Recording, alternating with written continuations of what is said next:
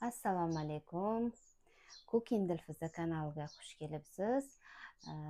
Go'zal opa-singillarim, sizlarning iliq so'zlaring juda menga ilhom bag'ishlayapti. Yangi qo'shilgan opa-singillarimiz kanalimga xush kelibsiz. Siz bilan opa-singildek bo'lib ketamiz degan umiddaman. Meni kanalimda uy ishlari, PP taomlar, bolajon taomlarini ko'rishingiz mumkin. Meni kuzatishda davom eting. Like va kommentariy yozishni unutmang. Chunki boshqa qizlarimizga ham ko'rilishiga turtki bo'ladi bu narsa. Siz kommentariy, like ko'proq bossangiz, boshqa qizlarimiz ham ko'radi. Go'zallarim, sizga vlogim foydali bo'ladigan bo'lsa, manfaatli bo'ladigan bo'lsa, men juda ham xursand bo'laman. Sizlarga retseptlarim yoqsa, qanday retseptlar yana xohlayapsizlar, shu haqida ham ma'lumot aytib ketinglar. Joylashga harakat qilaman. Bugungi taomimiz, bizni uyimizdagi taomimiz shunaqa bo'ldi mana. Shpinatlik lapshadan taom tayyorladim va oddiygina bodring, ko'k piyoz va smetanadan salat tayyorladim yoniga. Bugungi ikkinchi ovqatimiz shunaqa bo'ldi. Birinchi ovqatni ham joylab qo'yaman. Faqat azvochka qilib joylayman. Chunki uyda har xil shovqinlar bo'ldi. Uyda odam ko'pligi uchun bemalol videoga ola olmadim. Shu sababli azvochka qilib joylayman. Ertalabki nonushtamizga suli yormasidan kasha tayyorladim. Suvda qaynatib oldim. Suvi tortdi. Yarim litrda sut soldim va qaynatishda davom etdim. Yigitimga, o'zimga, kichkintoyimga suli yormasidan kasha va kattalarim uchun omlet tayyorladim. Omletimizga 3 dona tuxum, ozgina sir, 2 qoshiqda tvorog, 1 dona tuxum va ozgina kolbasa to'g'radim va ozgina tuz solib yaxshilab aralashtirib, skavorkaga gihi yog'i solib, dimlab pishirib oldim. Bu orada kashamizni shunaqangi qilib aylantirib turdim. Taomimizga 1 qoshiqda gihi yog'i solib, masallig'imizni solib, qopqog'ini yopib qo'yaman. Hech qanday arqa oldini ag'darmayman. O'zi dimda pishadi qizlar. Va kashamiz ham tayyor bo'lib qoldi. Ozgina tuz va gihi yog'i sovorib, aralashtirib, dasturxonga tortiq qilaman. Kashani tayyor bo'lganini qoshiqni urib ko'raman. Shunaqa shilimshiq bo'lsa, kasha tayyor bo'lgan bo'ladi. Bu yerda omletimiz ham tayyor bo'ldi. Endi kashamizning ustini chiroyli qilib shunaqa banan va chaqchuqlar bilan bezataman. Orada yonimga suv olib kelib olib, 2 bokalda suv ichib yuraman. Chunki ertalab turishim bilan nonushta tayyorlashga tushib ketaman. Suvni nonushta tayyorlayotgan paytimda ichib olaman. Och qoringa 2 bokal doim suv ichaman. Kashalarni tarelkalarga soldim. Bittasi yigitimga, bittasi menga, kichkina idishdagi kichkintoyim uchun va shunday qilib kichkintoyga maydalab bodomni sepaman. O'zimizga katta-katta qilib solaman va chiroyli qilib tortishga harakat qilaman doim. Kichkintoyim yoniga kashasini qo'yaman, o'zi ovqatlanishga harakat qiladi. 6 oylikdan berib kelganman bu kashani va bolalarimga ham tayyor bo'ldi omleti. Yoniga qora non bilan tortiq qildim va ikkinchi ovqatni boshladim. Go'zallarim, bugungi ikkinchi ovqatimizni boshlaymiz. Tovuq go'shti va 2 piyoz, chesnok 2-3 ta solardim. Qolmabdi, tugab qolibdi. Bitta qolibdi, naqa zubchik. Bu yerda suv qo'yib qo'ydim qaynatish uchun va shunaqa shpinatdan ovqat tayyorlaymiz. Bu ozishda ham yesa bo'ladi bu makaronni. Shpinatdan tabiiy tayyorlangan makaron. Makaronli ovqatni ham kam yeyish kerak, endi me'yorida yeyish kerakda. Salat ko'proq, ovqat kamroq. Endi boshlaymiz. Hozir piyozimizni mayda qilib to'g'rab olamiz, kubikcha qilib. Hozir yaqinlashtirib ko'rsataman sizlarga, uzoqdan bo'lib qolmasin. Piyozimizni mayda qilib to'g'rab olamiz va shu o'rinda aytib ketmoqchiman, kiyib olgan ko'ylagimni 3-4 yil oldin tiktirgan ekanman. U paytda anchagina vesim bo'lgan ekan, bir 11 kilo vesim bo'lgan u paytda. Shuning uchun ko'ylagim juda enli. Muncha semsiz demanglar yana, bu ko'ylak uy ichiga kiyib yuraman. Endi videolar uchun kiymaslikka harakat qilaman. Rosa ham videoda birisi katta enli ko'rsatar ekan ko'ylak menga. Qizlar, shu o'rinda aytib ketmoqchiman, bo'yim 1.55, vesim 53. Tug'ruqdan keyin 63 kilogramm bo'lib ketganman va PP boshlab yana o'sha 52-53 holatimga tushganman. Hozirda 3-4 kilo vес olib qolsam, PP boshlab sразу o'z holimga qaytib olaman. Tavamizga bir qoshiqda gihi yog'i sovuramiz, qizlar. Endi piyozimizni solamiz. Piyozimizni tillarang bo'lguncha qovurib olamiz, keyin tovuq go'shtimizni solamiz.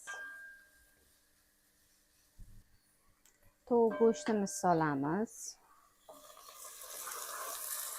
va chesnogimizni ham sovuramiz.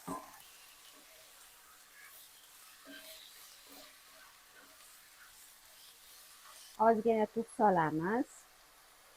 1,5 dona pomidorni to'g'rab, shunday qilib katta-katta qilib to'g'rab solamiz. Yoki cheri pomidoringiz bo'lsa, cheri pomidor solsangiz bo'ladi. Ozgina suv solamiz. Qaymoq solamiz, qizlar. 1 qoshiq yoki 2 qoshiq. Agar kamgina qilsangiz 1 qoshiq yetadi. Chunki qaymoq ham unchalik mumkin emas. Hozir men ko'p qilganim uchun 2 qoshiqda solaman. O'tgan safar suyuq qaymoqqa qildim, bu safar sol qaymoq qotib qoldi. Ozgina murch, tabingizga qarab murcham, xohlasangiz so'ng, xohlasangiz solmang.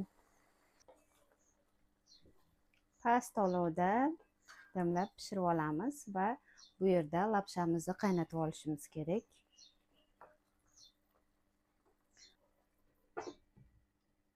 Past olovda pishadi. Endi lapshamizni solamiz, go'zallarim. Lapshamiz mana shunaqangi qop-qora rangda. Qop-qora rangda bo'ladi. Qaynab turgan suvimizni solamiz. Suvga ozgina tuz ham sovoraman hozir.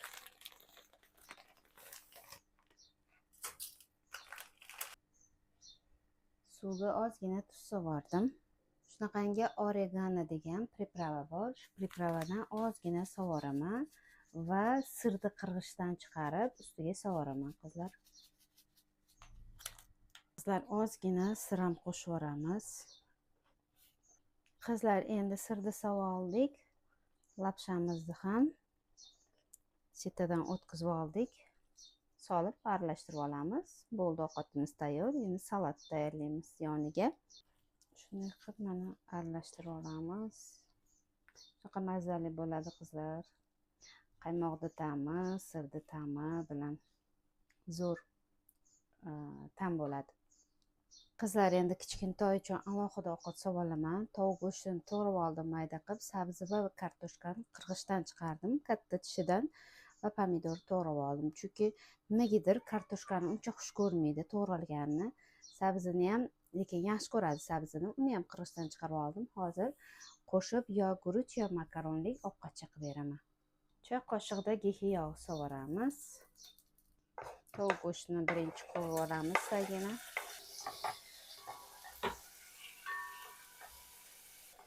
Sabzi va kartoshkani ham sovuramiz.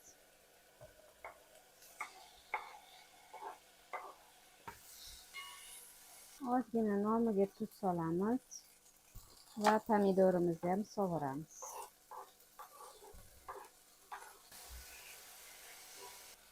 Ozgina suv solamiz. Qaynab ichidagi mahsulotlar pishgandan keyin guruch sovuramiz. Dimlab pishirib olamiz. Yuvilgan guruchimizni sovuramiz. Taxminan 2 qoshiqni 2,5 qoshiq yuvdim. Past olovda dimlab pishirib olamiz. Qizlar, endi salat qilib olamiz. Bodringni mana shunday qilib chiqarib olamiz yoki parak to'g'rab olsangiz ham bo'ladi. Smetana qo'shib, ko'kat ham qo'shishimiz kerak bo'ladi. Faqat ko'katim qolmabdi meni. Ukrop yo kashnich qo'shib olasiz. Qizlar, bodringimizga ozgina tuz solamiz. Ozgina ko'k piyoz to'g'rab yuboraman, qizlar. Menda kashnich ukrobim qolmabdi. Bo'lmasam kashnich ukrop solganingiz ma'qulroq. Va smetana solaman. Smetana sovuramiz va aralashtiramiz.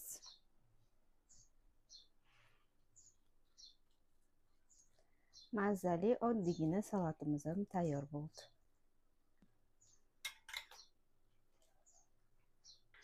Endi go'zallarim salat solamiz ko'proq qilib va lapsha ovqatimizni ham solamiz. Go'zallarim mana suzib oldim. Ozgina makaronchik, ko'proq salat. Meni go'zalim qoshiqsiz yeyapti. Qo'lchasi bilan tiqib. Shadiya.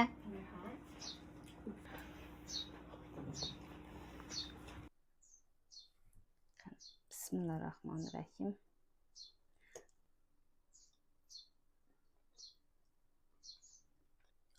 Qizlar, ishoninglar, PPda bo'lsalaring ham judayam mazali taomlar tayyorlasangiz bo'ladi.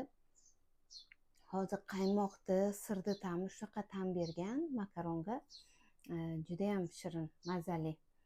Va salatimiz ham oddiygina, lekin juda mazali, ishtaha ochar salat bo'lgan bu yoqda. Tayyorlab ko'rishingizni tavsiya beraman. Kuzatishda davom eting, yangi retseptlar qo'yishda davom etaman.